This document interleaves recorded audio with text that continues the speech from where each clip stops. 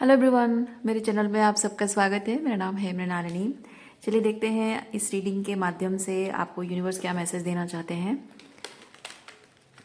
ये general reading है, तो इसमें जो भी मैसेजेस आपको रेजोनेट करता है वही लीजिए। जितना भी आपको रेजोनेट नहीं करता है, हो सकता है वो किसी और के लिए हो। अगर कुछ भी रेजोनेट नहीं करता है तो भी कोई बात नहीं, आप मेरा चैनल विजिट कर सकते हैं। आपको और भी बहुत सारे वीडियोज़ मिल जाएंगे।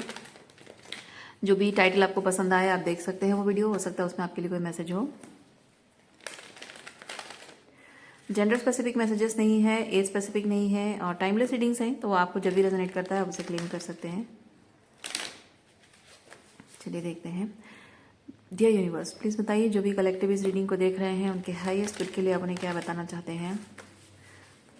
डियर यूनिवर्स, प्लीज़ बताइए जो भी कलेक्टिव इस रीडिंग को देख रहे हैं उनके हाईएस्ट गुड के लिए आप क्या बताना चाहते हैं। Thank you for grace, thank you for love, thank you for abundance, thank you for healing, thank you for transformation, thank you for clarity, thank you for guidance.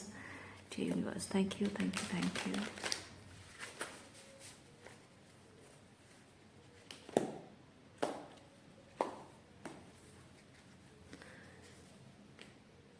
Okay,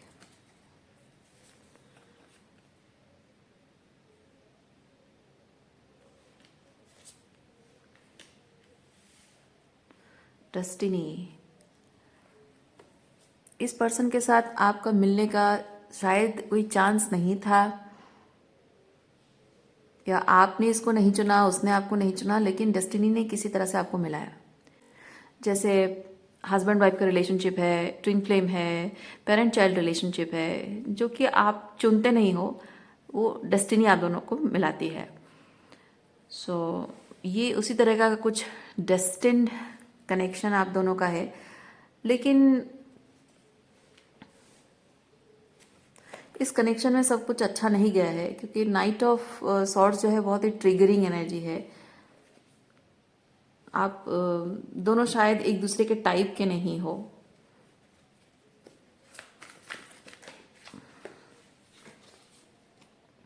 दोनों के values match नहीं होते हैं।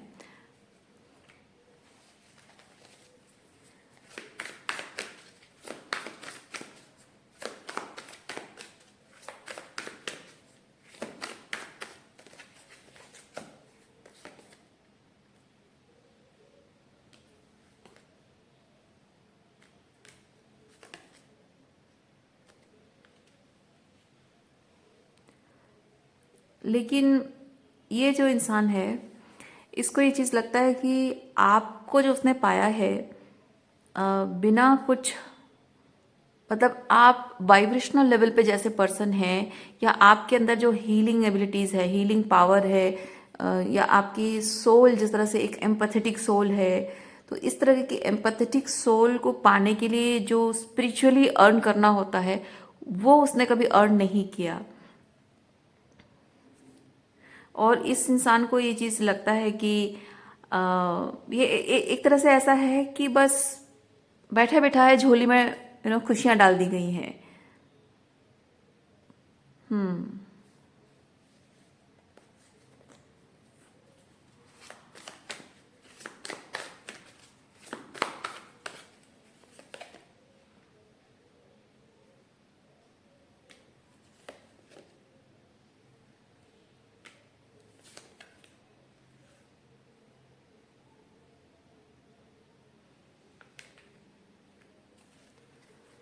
एक narcissist father, या एक toxic husband, या toxic आपका ट्विन फ्लेम अगर है।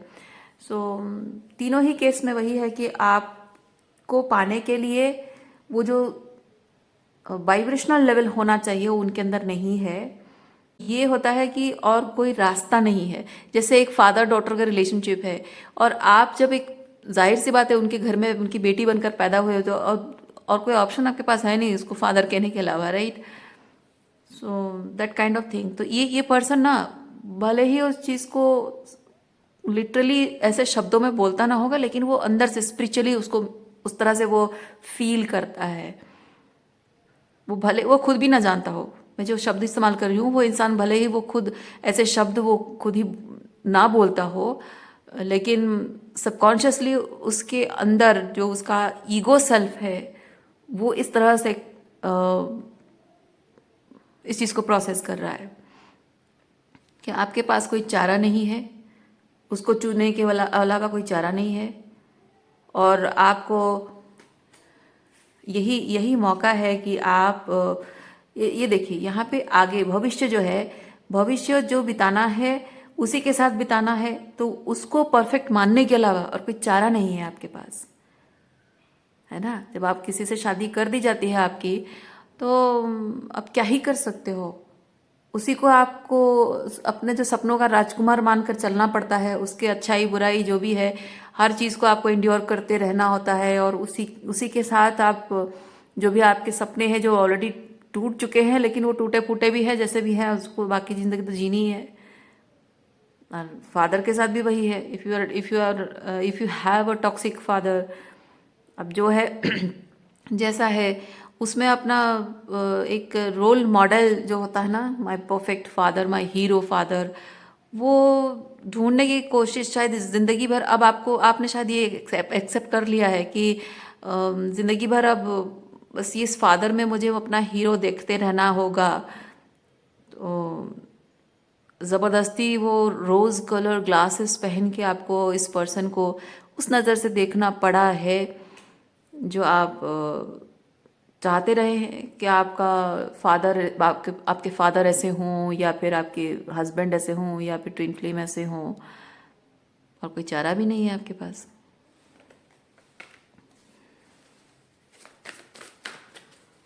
इसलिए इस पर्सन को शायद ये चीज़ लगा हो कि यही मौका है, यही मौका है कि आपकी ज़िंदगी में उम्मीद, आपके आपके इस लाचारी का फ़ायदा उठाया जाए और आपकी ज़िंदगी में वो खुशियाँ भर दी जाए, क्योंकि ये मैं यहाँ पे फील कर रही हूँ, आपको जैसे एक इमोशनल सेफ्टी का एहसास हो कि हाँ आप सही जगह पर हो, ठीक है, ताकि आप सेफ फील करो,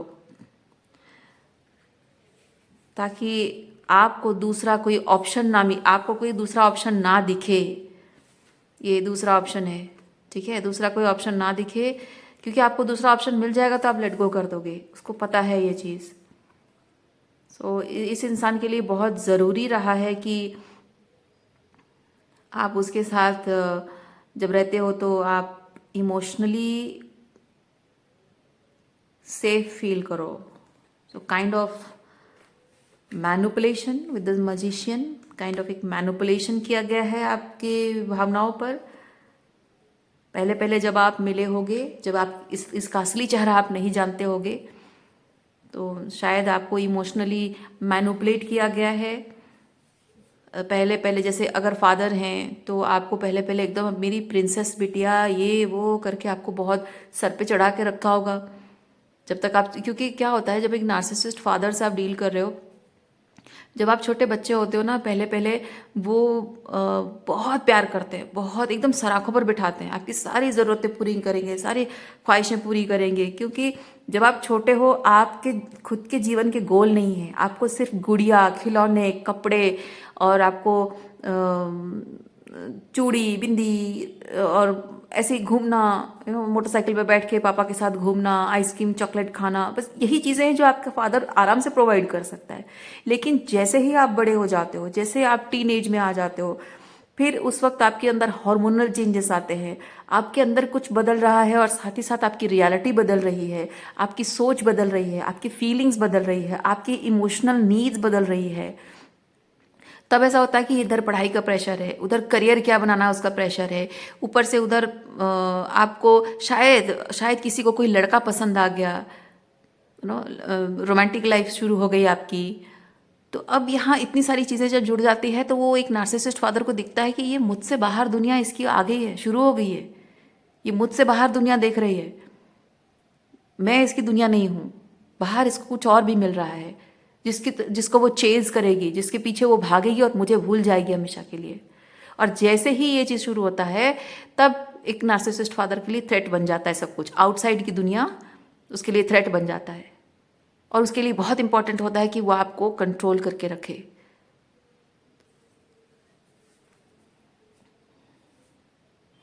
और एक हस्बैंड का भी ऐसा होता है, if you have a toxic husband, जब तक पहले पहले लवी डबी, बहुत प्यार, बहुत शायरी, बहुत रोमांस, बहुत घूमना फिरना, हनीमून पे जाना, इधर शॉपिंग, ये वो, लेकिन जैसे ही थोड़ा समय बीतता है आप उसकी टॉक्सिसिटी को, उसके पैटर्न्स को देखते हो, उसके अंदर की इमेच्योरिटी को देखते हो, आप देखते हो कि वो कैसे रिलेशनशिप में अकाउंटेबिलिटी लेने से भाग रहा है, कैसे खुद को विक्टिमाइज कर रहा है, कैसे अपने माँ बाप को, अपने भाई बहनों को वैलिडेशन के लिए इस्तेमाल कर रहा है, और आपके सामने ग्रैंडियोसिटी दिखाने की कोशिश कर रहा है कि देखो मैं कितना अच्छा हूँ, कितना बढ़िया हूँ, क्योंकि मेरे माँ बाप मुझे पसंद करते, मेरे इतने दोस्त हैं, मेरे भाई बहन, मेरे घर परिवार में सब में मेरी कितनी इंपॉर्टेंस है, सब लोग मेरी कितनी रेस्पेक्ट करते हैं। वो शुरू हो जाता है, तब उसका असली चेहरा दिखने लगता है। When you have a twin flame के साथ भी यही चीज़ होता है। जब नया नया शुरू होता है, बहुत सारा लव, रोमांस, केमिस्ट्री, बहुत कुछ है, एकदम हाई फाई, घूमना, डेटिंग वेटिंग, बहुत कुछ होता है। और उसके बाद जब रिलेशनशिप में सुपरफिशियल चीज़ें होते होते जब आप उसके करीब पहुंचते हो, इमोशनली करीब पहुंचते हो, क्योंकि आप देखते हो कि सब कुछ तो अच्छा ही चल रहा है, अब आप उसके साथ इमोशनली जुड़ने लगते हो। ऊपर से जब आप ट्विन फ्लेम है तो बहुत स्पिरिचुअली आप उस इंसान से पहले जुड़े हो, तो आपके मन में बहुत सारी एक्सपेक्टेशन होती है, क्योंकि जनरली जो डिवाइन फेमिनिन जो अपने आप को ट्विन फ्लेम्स कहती है, वो मैंने ऑब्जर्व किया है कि वो लाइफ में कभी भी उनको सच्चा प्यार नहीं मिला होता है। नार्सिसिस्ट, अब्यूजिव फादर रहे होंगे, मैनिपुलेटिव मदर्स रही होंगी और उसकी वजह से उनकी लाइफ में इमोशनल अबैंडनमेंट बहुत होता है। उसकी वजह से जब फाइनली सच्चा प्यार कभी नहीं मिलता, अगर बॉयफ्रेंड भी हुआ होगा ना तो भी उनको मिलता नहीं है सच्चा प्यार। हमेशा यूज एंड अब्यूज, मैनिपुलेट करने वाले लोग मिलते हैं, सब फ्रेंड्स भी। और मैंने ये भी ऑब्जर्व किया है कि जब उनके लाइफ में ट्विन फ्लेम आता है तो उनको फाइनली ये चीज़ रियलाइज होता है कि ओ फाइनली मेरे लाइफ में जब भगवान ने संकेत दिया है, भगवान ने जब इशारे दिए हैं, मतलब फाइनली ये वही इंसान है जिसके साथ मैं अपनी बाकी की खुशियों की ज़िंदगी बिताऊंगी। ये वही इंसान है जो मुझे सच्चा प्यार देगा। इस उम्मीद में वो सपनों की दुनिया, सपने बुनने लगती हैं, सपनों की दुनिया में खो जाती हैं, और नए नए जब उससे जुड़ती हैं तो वो उस पर, उसके पैटर्न्स पर ध्यान नहीं देती।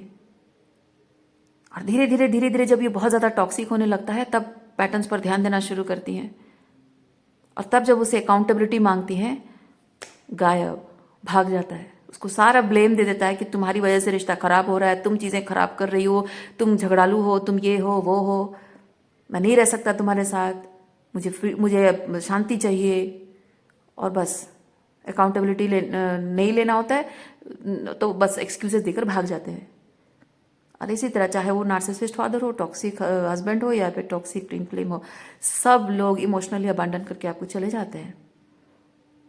तो आप उनके लिए एक सोर्स है, हीलिंग का सोर्स है, एक एनर्जी सोर्स जो बहुत सारी हीलिंग, बहुत कुछ लेकर आते हो। इसलिए आपको अपने दायरे में बांध के रखना बहुत ज़रूरी होता है उनके लिए। तो वो इमोशनल इंटीमेसी से नहीं करते हैं, ये इमोशनल इंटीमेसी नहीं होता, इमोशनल मैनिपुलेशन होता है। इमोशनली मैनिपुलेट करते हैं, सुपरफिशियली बातचीत करके, झूठे वादे करके।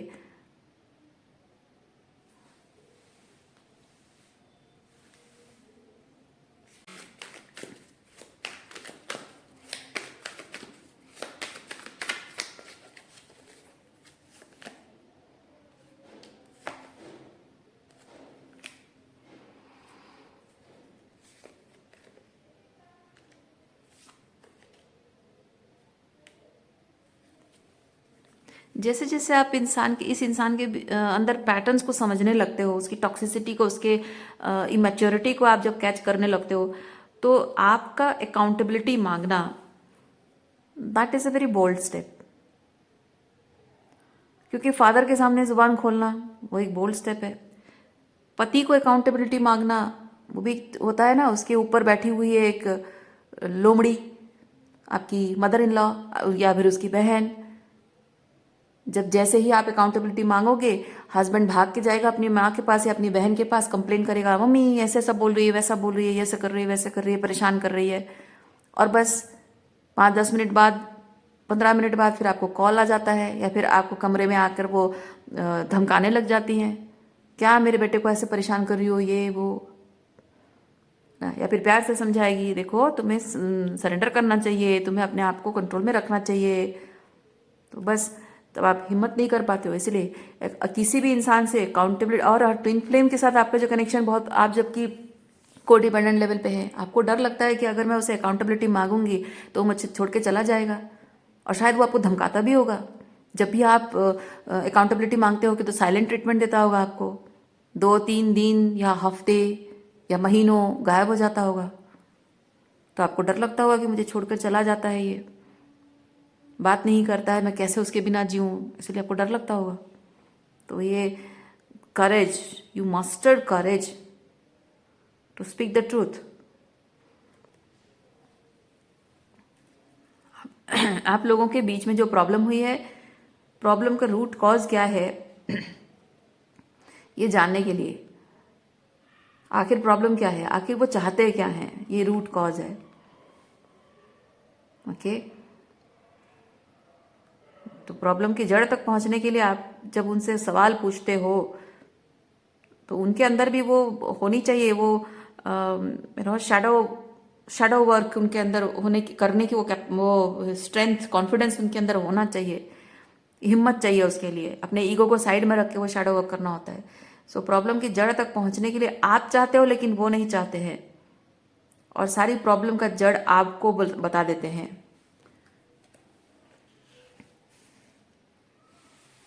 देखिए, सारे प्रॉब्लम की जड़ आपको बता दिया।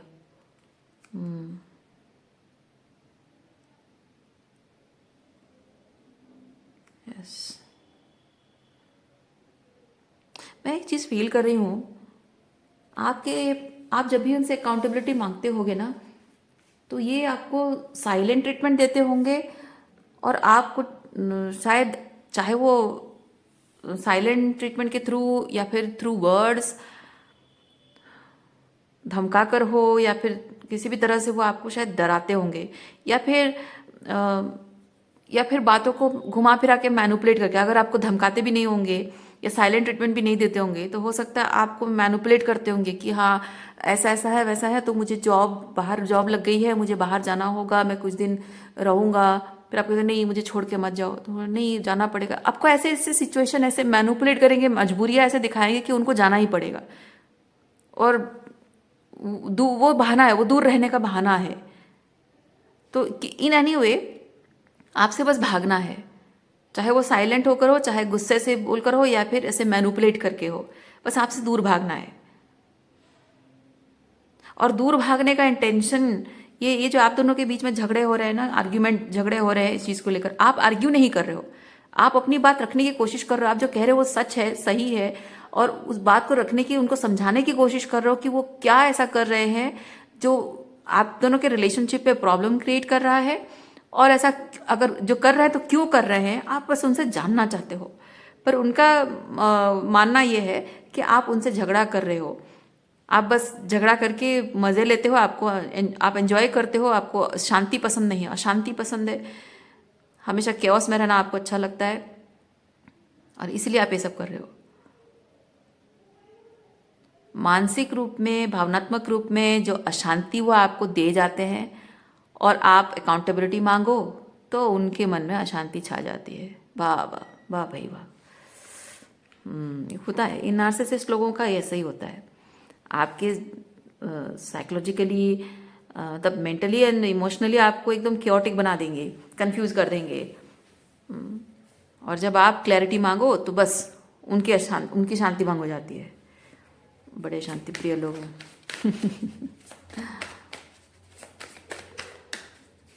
और मैं ये चीज़ फील कर रही हूँ, शायद आपको छोड़कर जाने की धमकी, वो जो डराने वाली जो बात मैंने कही ना, शायद वो करके भी दिखाया हो।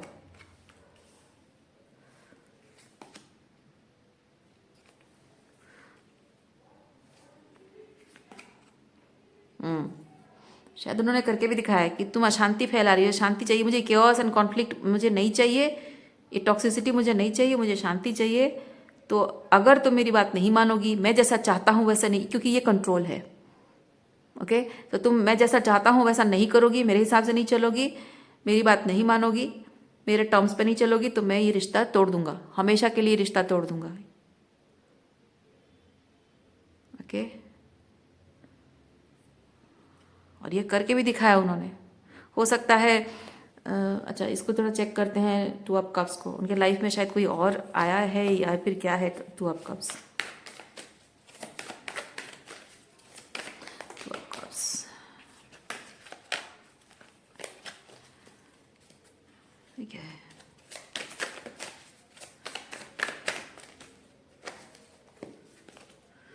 हाँ, ओह माय गॉड, देखिए उनके लाइफ में ऑलरेडी ये आपको छोड़ के चले भी गए होंगे, आपको धमकाया भी होगा और आपको छोड़ के चले भी गए होंगे। ये छोड़ के चले जाना ही एक तरह की धमकी है, और दूसरे किसी पर्सन के पास चला जाऊंगा या कोई दूसरा पार्टनर मैनिफेस्ट कर लूंगा या कर लूंगी, और लिटरली उन्होंने कोई दूसरा पार्टनर मैनिफेस्ट किया है। ओके, और ये जो आप में से जो डिस्टेंट दूर चले जाना, किसी दूर शहर में जाकर रहना या कुछ है, तो हो सकता है उनके वर्क प्लेस में उनकी कोई गर्लफ्रेंड बन गई हो, और गर्लफ्रेंड नहीं भी बनी है, लिटरली कोई गर्लफ्रेंड नहीं बनी है तो भी दूसरी औरतों के साथ वो फ्लर्ट करते हुए, टाइम पास करते हुए, अपना टाइम मतलब टाइम स्पेंड करते होंगे।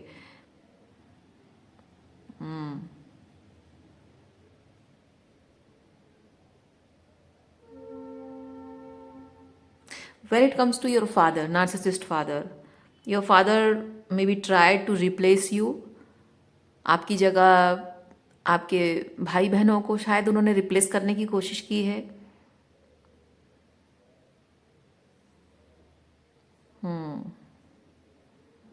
जो वैलिडेशन उनको आपसे मिलती थी, आपके होने से मिलती थी, अब वही वो किसी और में ढूंढ रहे हैं। शायद आपकी जगह, हाँ हो सकता है आपके भाई बहनों को या फिर आपकी मदर को रिप्लेस करने की कोशिश की है। इवन इफ आप में से जो लोग सिंगल पेरेंट हैं, अपने बच्चों को लेकर अपने पेरेंट्स के साथ रहते हो सकता है कि आपकी जगह आपके बच्चों को रिप्लेस करने की कोशिश की है।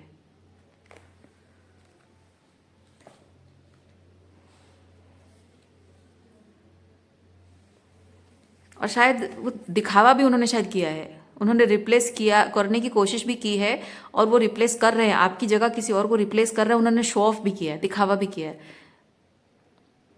जैसे आपके सामने उनको प्रायोरिटी देना, इम्पोर्टेंस, उनको प्यार जताना, उनके लिए कुछ एफर्ट्स करना, गिफ्ट्स लेकर आना, उनकी नीड्स का ख्याल रखना, या फिर सोशल मीडिया में उनके साथ फोटो क्लिक करके डालना कि देखो मैं अपनी गर्लफ्रेंड के साथ खुश हूँ, मज़े ले रहा हूँ, या फिर मैं बाहर बाहर कितनी जगह मैं घूम रहा हूँ, कितना शॉपिंग कर रहा हूँ, कितने मेरे सारे जो इच्छाएं पूरी कर रहा हूँ, मेरे पास पैसा ही पैसा है, देखो मैं कितना आलीशान घर खरीदा है, या फिर अपने माँ बाप के साथ देखो कितना खुश हूँ, या मैंने ये टूर पे गया था, ये किया था, वो किया था। तो इस तरह से शो ऑफ करना, दिखाना कि हाँ मैंने तुम्हें रिप्लेस कर दिया है, अब मुझे कोई ज़रूरत नहीं है तुम्हारी।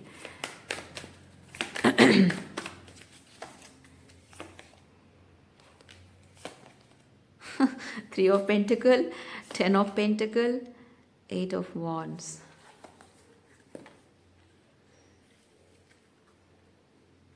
देखिए ये रिप्लेसमेंट, ये जो दूसरों को रिप्लेस करना, फिजिकल एक्चुअली में देखिए सारे सारे के सारे पेंटिकल है, यानी कि लिटरली उन्होंने किया है, कोशिश की है, और पावर, पोजीशन, मनी, सब कुछ है ना, पीपल, सब कुछ यूटिलाइज करके उन्होंने शायद ये आपको कम्युनिकेट करने की कोशिश की है, भले वो चाहे मुंह से बोले या फिर ये सब करके दिखाएं।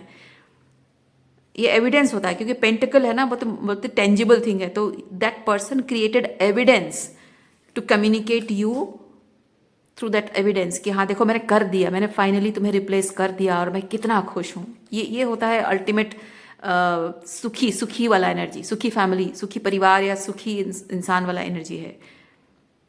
And everything is working out, everything is working out, मैंने तुम्हें रिप्लेस किया और सब कुछ देखो कितना अच्छे से वर्कआउट हो रहा है, मज़े ले रहा हूँ मैं लाइफ के। ये वैसे कम्युनिकेट करने की कोशिश की गई है।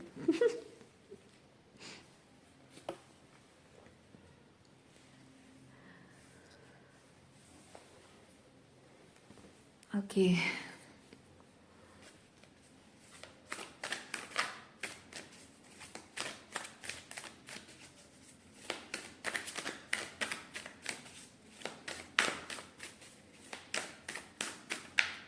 मैं तो फील करती हूँ कि आपको ना ये जो रिप्लेस किया गया ना, आपको एक्चुअली इस चीज़ को लेकर खुश होना चाहिए।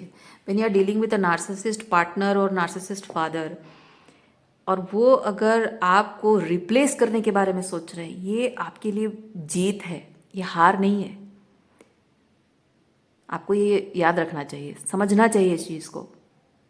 मैं आपको चीज़ बताती हूँ, क्योंकि नार्सिसिस्ट का जो सप्लाई होता है, एक एम्पाथ, एक वुंडेड एम्पाथ, ठीक है, एक वुंडेड एम्पाथ, मजबूरी, फादर के साथ आपकी मजबूरी है, वो भी एक तरह से बॉन्डेज है। और रही बात आपकी जो हस्बैंड है या ट्विन फ्लेम है, उनके साथ भी आपका एक तरह से जो बॉन्डिंग है वो मजबूरी वाला है। और जब आप ऐसे टॉक्सिक लोगों से जुड़े हैं, यानी आपकी सोल वुंडेड है, कुछ ना कुछ है, आपकी कुछ पैटर्न्स हैं जो आपको हीलिंग करनी है, इनर वर्क, शैडो वर्क आपको करना है, सेल्फ लव में ऑपरेट करना आपकी प्रायोरिटी है, यानी कि कुछ ना कुछ वुंडिंग्स आपके हैं। अदरवाइज आप ऐसे लोगों को मैनिफेस्ट नहीं करते। इसीलिए मैं कह रही हूँ वुंडेड एम्पाथ। तो एक वुंडेड एम्पाथ एक नार्सिसिस्ट के लिए सबसे बड़ा सप्लाई होता है, energy supply, source of energy, जिससे वो फीड करता है, ठीक है। और इस इंसान के लिए, इस नार्सिसिस्ट के लिए बहुत इंपॉर्टेंट होता है ये वुंडेड एम्पाथ, क्योंकि एक वो कोडिपेंडेंट होता है, ठीक है। दूसरा वो वुंडेड होता है, उसको वैलिडेशन चाहिए, उसको हीलिंग चाहिए। तो ये वैलिडेशन और जो हीलिंग है वो ब्रेड क्रम, यानी कि लव जो है वो ब्रेड क्रम्बिंग करके देता है नार्सिसिस्ट।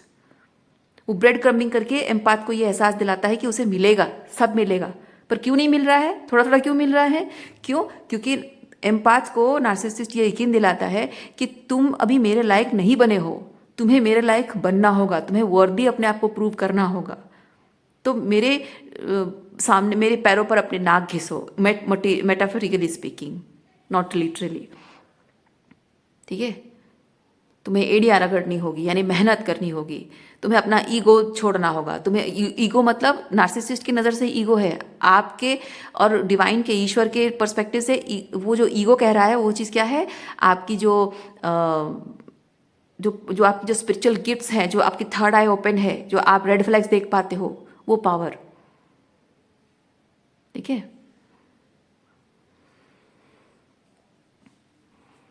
तो जब आप एक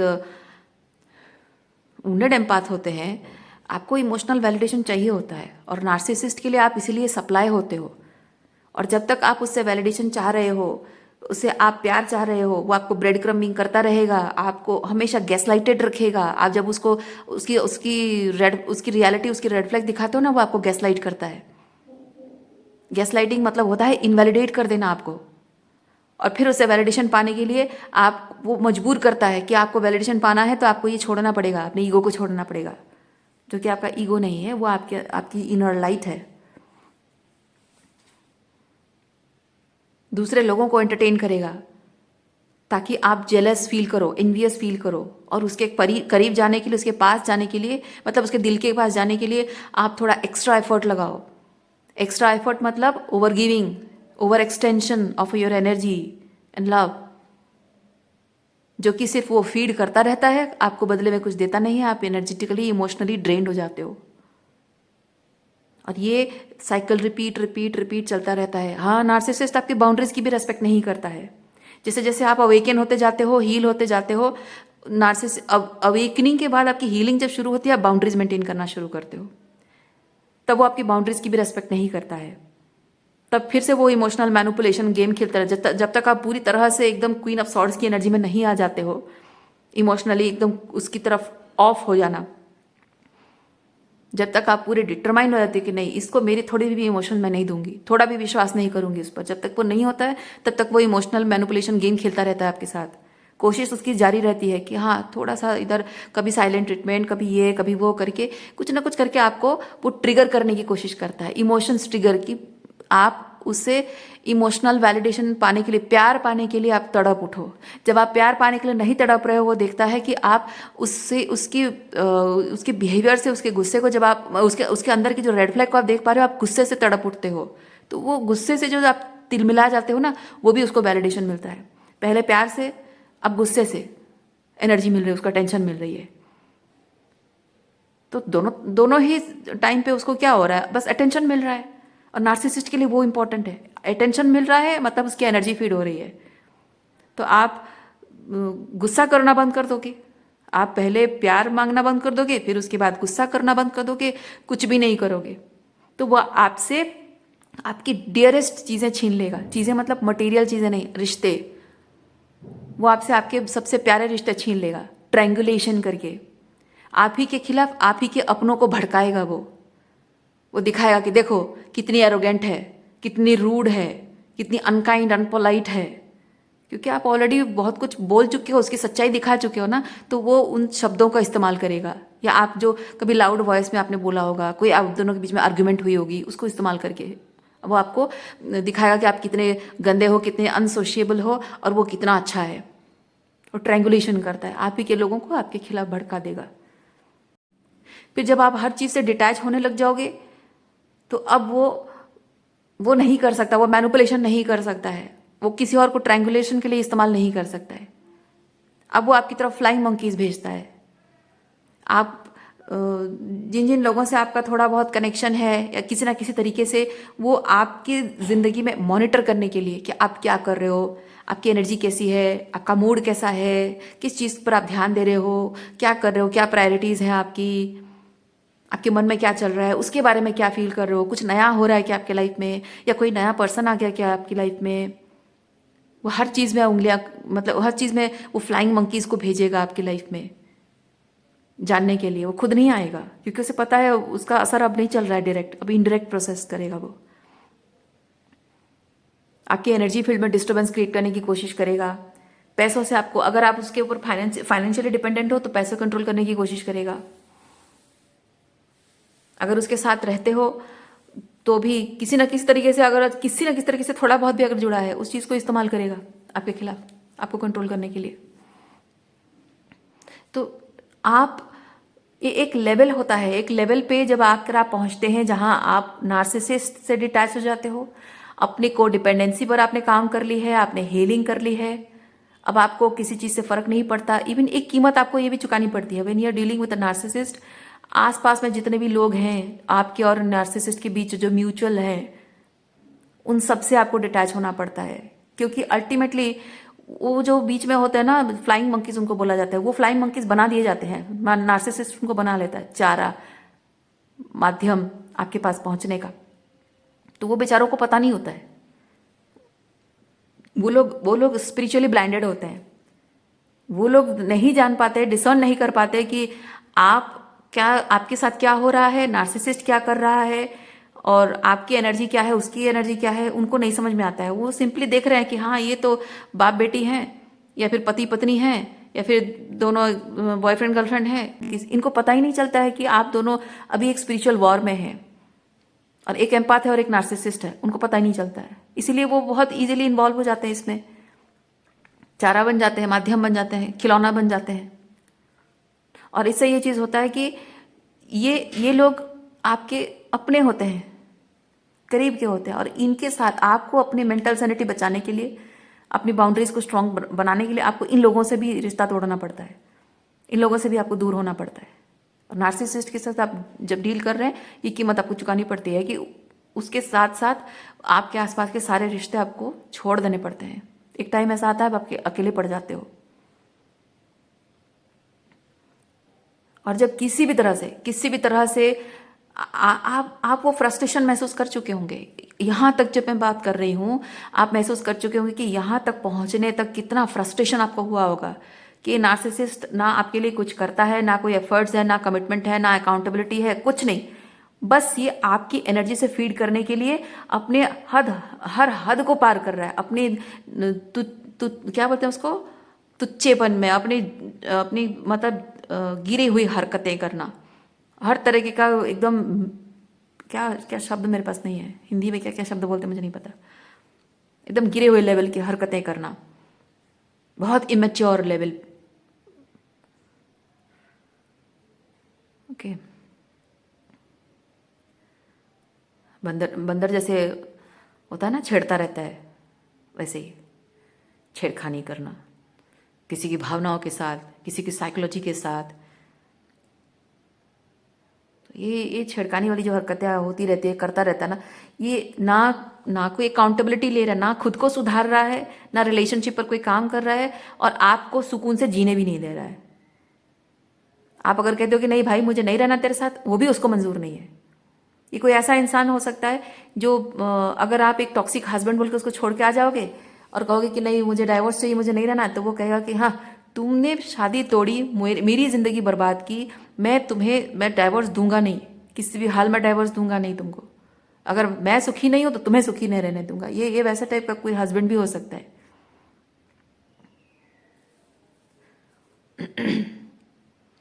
और इस लेवल पे जब आप वो बहुत फ्रस्ट्रेशन आप एक्सपीरियंस कर चुके हैं, आप जानते होंगे कि यहाँ तक पहुँचने तक कितना फ्रस्ट्रेशन आपने देखा है ना। और ये जो फ्रस्ट्रेशन आप एक्सपीरियंस करते, एक टाइम ऐसा आता है जब आप उससे फ्रस्ट्रेटेड होना भी बंद कर देते हो।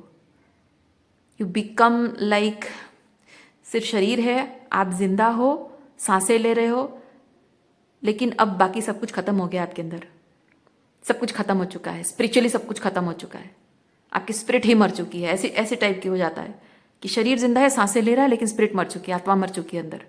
जब इस लेवल पे आके पहुंच जाते हो, नार्सिसिस्ट को यकीन होता है कि आपसे अब कुछ खींचा नहीं जा सकता, ड्रेन किया नहीं जा सकता है, एनर्जी सख की नहीं जा सकती है। एनर्जी फीड करने के लिए, उसको हाई वाइब्रेशन में कॉन्फिडेंट रहने के लिए आपसे कुछ नहीं लिया जा सकता है, एक्सट्रैक्ट नहीं किया जा सकता है, तब वो आपको रिप्लेस करता है। इस लेवल पे वो आपको ड्रेन करता है। इसीलिए मैं कह रही हूं आपको खुश होना चाहिए। अगर नार्सिसिस्ट ने आपको रिप्लेस कर दिया ना, आपके लिए तालियां, आप सक्सेसफुल हो गए। नार्सिसिस्ट को हराने में आप सक्सेसफुल हो गए, क्योंकि नार्सिसिस्ट को आप बातों से हरा नहीं सकते, आर्ग्यूमेंट से हरा नहीं सकते, लड़ाई झगड़े से हरा नहीं सकते हो।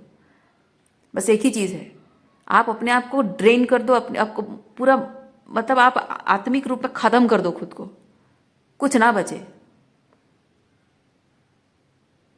कुछ ना बचे, ऐसा कुछ भी आपके अंदर ना बचे जो आपसे वो एक्सट्रैक्ट कर सके। आप देख रहे हैं किस हद तक एक नार्सिसिस्ट से जब आप डील करते हो, किस हद तक आपकी आत्मा को मार देता है, वो जिंदा लाश बना के छोड़ता है आपको।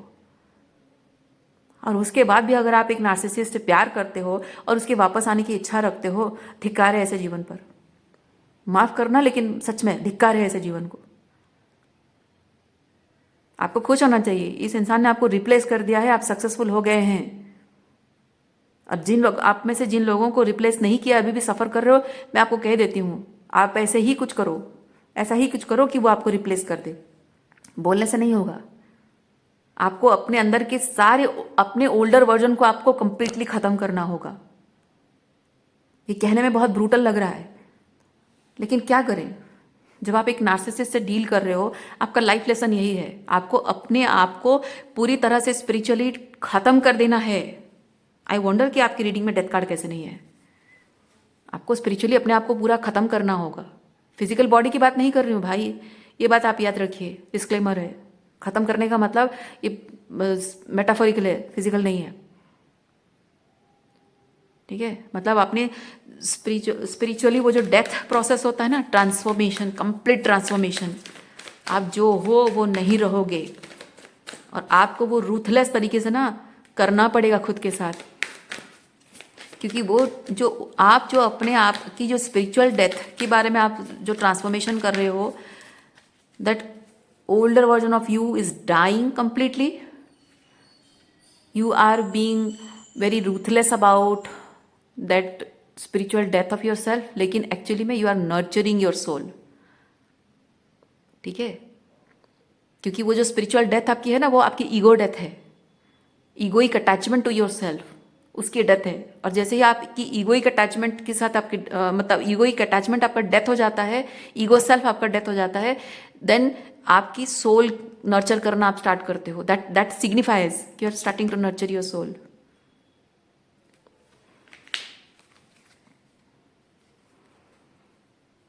और ये इमोशनली बहुत ओवरवेलमिंग होता है, आप जानते हैं, इमोशनली बहुत ओवरवेलमिंग, बहुत लोनली, बहुत ही डार्क, बहुत ही ग्लूमी, बहुत ही सैड, बहुत ही डरावने वाला, बहुत ही डरावना होता है ये।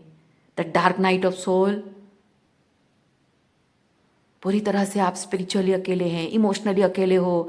एक अंधकार, एक छोटा बच्चा, एक 2 साल का बच्चा अंधकार से डरता है और उसको अंधकार में बिठा दिया गया, और वहाँ पे बहुत सारी आवाज़ें आ रही हैं, अजीब अजीब सी आवाज़ें आ रही हैं, कुछ दिख नहीं रहा है, कुछ हलचल भी हो रही है। सोचिए वो बच्चे की क्या हालत होगी।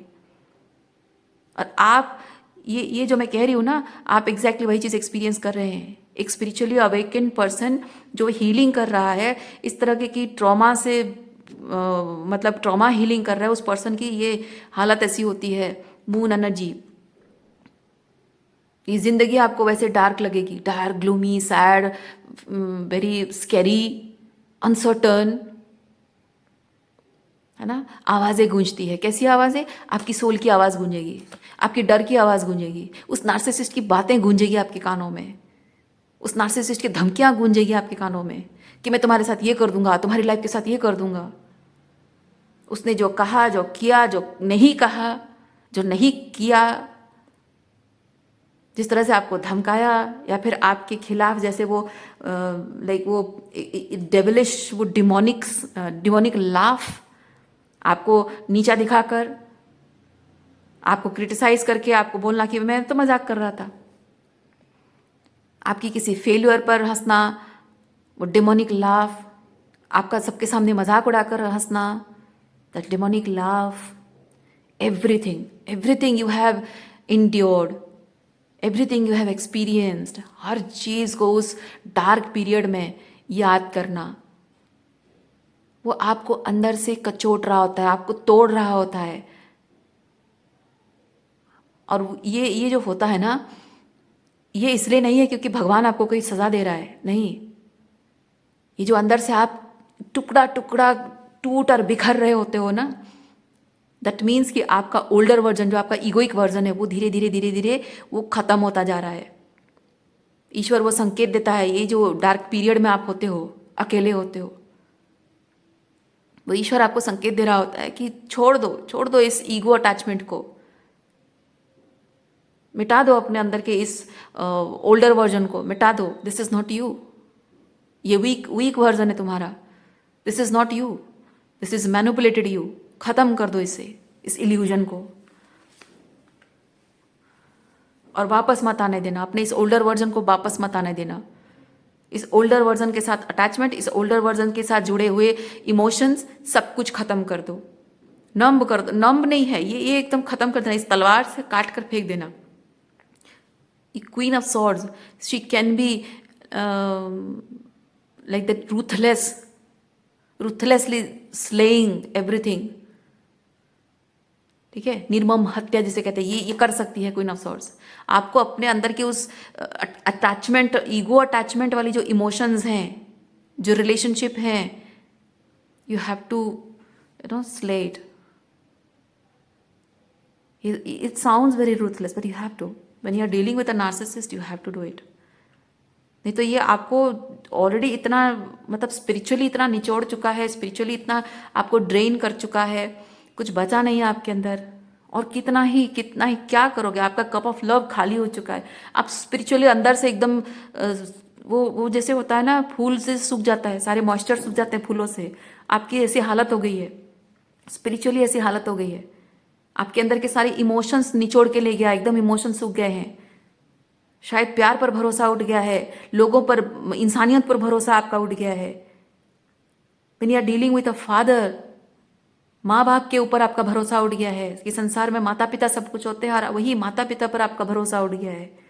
जब माँ बाप पे भरोसा नहीं कर पा रहे हो तो दुनिया में किस पर क्या भरोसा करोगे। और आप ऐसी जिंदगी डिजर्व नहीं करते हैं। ऐसी जिंदगी आप डिजर्व नहीं करते हैं जहाँ आपके भावनाएं एकदम ड्राई हो गई है, जिंदगी के प्रति उम्मीद आपकी ड्राई हो गई है, जीने की इच्छा आपकी ड्राई हो गई है, जिंदगी में कोई होप नहीं है। नहीं, आप ऐसा डिजर्व नहीं करते हैं।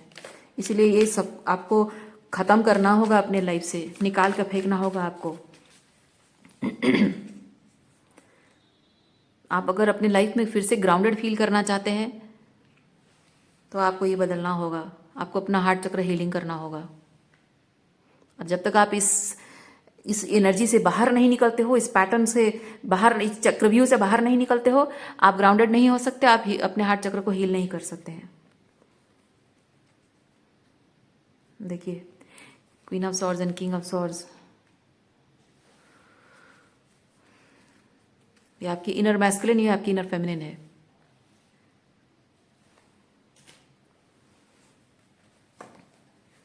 कट ऑफ करना, इमोशनली कट ऑफ करना, एंड यहाँ पे मटेरियलिस्टिक सप्लाई कट ऑफ करना। आप अगर यहाँ पे किसी की प्रॉब्लम फिक्स कर रहे हो, this is king of swords. आप अगर इमोशनल प्रॉब्लम फिक्स कर रहे हो, क्वीन ऑफ सॉर्ड्स। तो इमोशनल प्रॉब्लम फिक्सिंग बंद, इमोशनल अटैचमेंट खत्म। और मटीरियलिस्टिकली भी अगर उनसे जुड़े हुए हो, नीड्स उनकी फुलफिल कर रहे हो, उनकी ज़रूरतें, रिस्पॉन्सिबिलिटी वगैरह जो भी कर रहे हो, you have to cut of.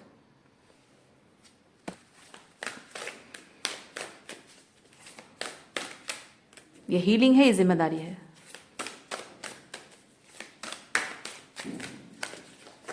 पत्नी होने के नाते आपकी जिम्मेदारी है। आपको लगता है ये आपके इनर मैस्कुलिन को अलाउ करो कि इस जिम्मेदारी से आप हाथ मतलब निकाल देना है आपको। नहीं, ऐसे इंसान के प्रति जिम्मेदारी निभाना नहीं, आपकी सोल अलाउ नहीं करती है, ईश्वर भी आपको अलाउ नहीं करता है।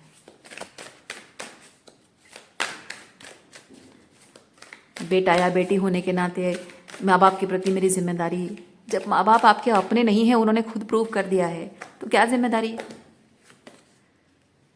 देखिए, अभी बहुत ज़रूरी हो गया है, अगर आप जितने भी आपकी ज़िंदगी के जितने टाइम बचे हैं, अगर आपको सुकून से जीना है, आपको अपना हार्ट चक्र हीलिंग करना होगा, वरना आप कभी सुकून से जी नहीं पाओगे, इस दर्द के साथ नहीं जी पाओगे शांति से। देखिए, इमोशनली हर तरह से आपको स्पिरिचुअली कंटेंट फील करना बहुत ज़रूरी है। तो ये ग्रेटिट्यूड की एनर्जी माय डियर। मैंने क्या कहा आपको अगर रिप्लेस कर दिया गया है, नार्सिसिस्ट ने अगर आपको रिप्लेस किया है, you should be very grateful. भगवान के चरणों में आप सर झुकाओ और उनसे माफ़ी मांगो कि मैंने आपको डाउट किया। भगवान के सामने चरणों में सर झुकाकर आप उनसे कहो कि मैं बहुत ग्रेटफुल हूँ भगवान कि तुमने मुझे बचा लिया।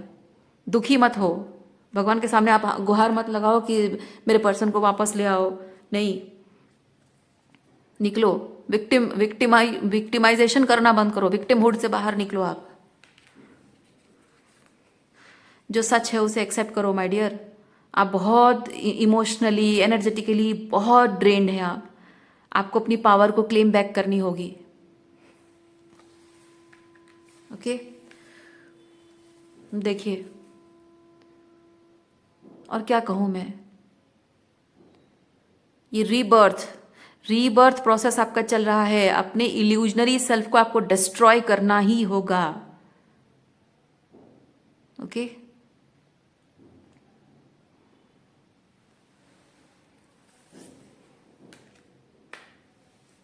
आज के लिए इतना ही है। उम्मीद करती हूँ इस रीडिंग से आपको कुछ क्लैरिटी मिली हो। मैं आपको नेक्स्ट रीडिंग में मिलती हूँ। अपना ख्याल रखिए, खुश रहिए, बाय।